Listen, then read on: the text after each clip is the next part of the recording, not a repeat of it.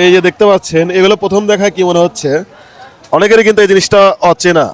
এটা হচ্ছে মাছের কাঁটা, অর্থাৎ এটা সম্ভবত পাঙ্গাস মাছের কাঁটা না ভাই?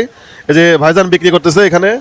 এখানে আপনার হচ্ছে মুরগির গিলে পা বিজাবি সবই দেখেছি, কিন্তু ইউনিকের মধ্যে এই জিনিসটা দেখুন, মাছের কাঁটা বিক্রি হচ্ছে। এটা কিন্তু সচরাচর তেমন একটা দেখা যায় না, কিন্তু এই স্থানে আমরা দেখতে পাচ্ছি এখানে মাছের কাঁটা বিক্রি হচ্ছে। এগুলো কেমন কিভাবে বিক্রি করেন আপনারা ভাই?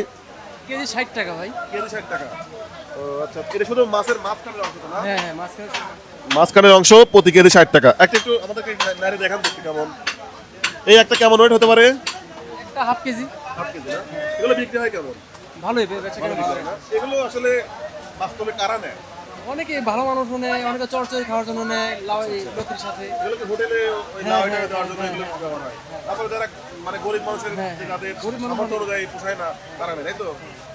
যেমনটি শুনছিলেন ভাইয়ের মুখ থেকে, এখানে এই কাঁটাগুলো, এখানে আবার এদের চামড়াও আছে, মাছের চামড়া। এগুলো একটা প্রায় 1 কেজির মতো।